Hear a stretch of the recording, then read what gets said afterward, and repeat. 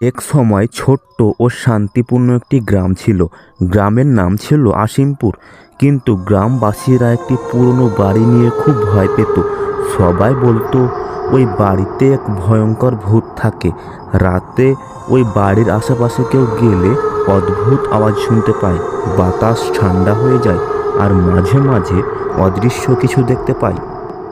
একদিন এক বুড়ি মিচকেকে বলছিল যে অনেক দিন আগে পুরনো বাড়ির ভূত গ্রামে এসে একাই গ্রামের বাড়িঘর সব ভেঙে ফেলে, সব কিছুই নষ্ট করে দিয়ে যায়।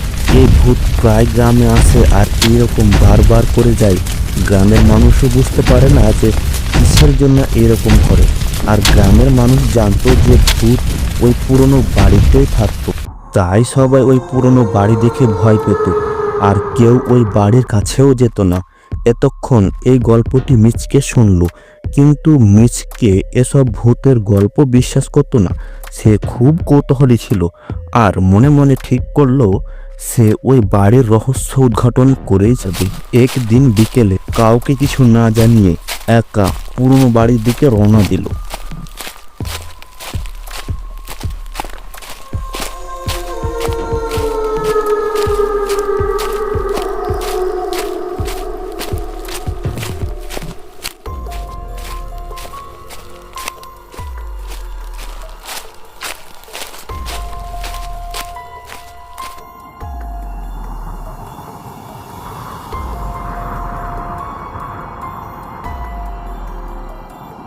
তুই কে?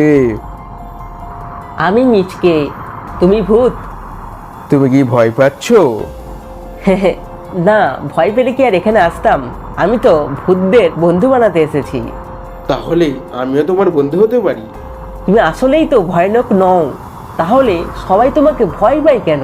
হ্যাঁ, আমি মাঝে মাঝে খেলতে চাইলেই দরজা জানালা খুলে দিই, বাতাসে শব্দ করি, মাঝে মাঝে গ্রামে যাই বন্ধু খুঁজতে, কিন্তু সবাই ভাবে আমি ভয় দেখাচ্ছি।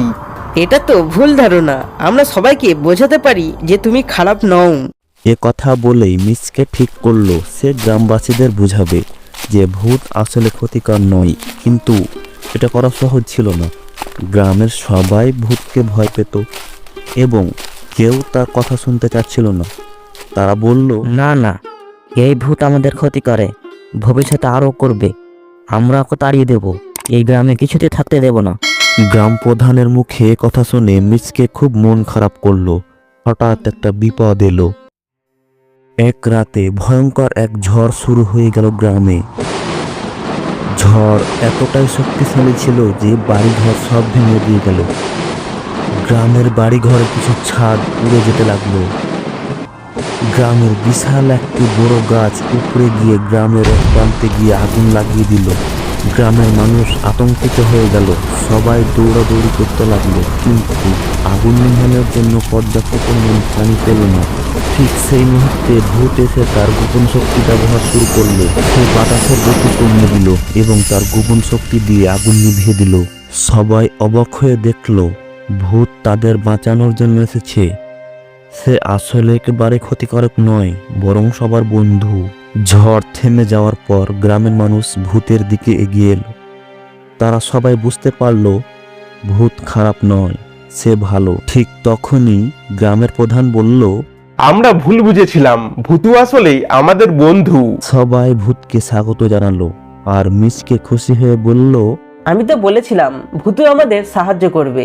এরপর থেকে ভূত আর একা একা থাকতো না, মিচকের সাথে খেলতে লাগলো, গ্রামের মানুষের ছোটখাটো কাজ করতে সাহায্য করলো আর রাতে সবাইকে মজার মজার গল্প শোনাতো।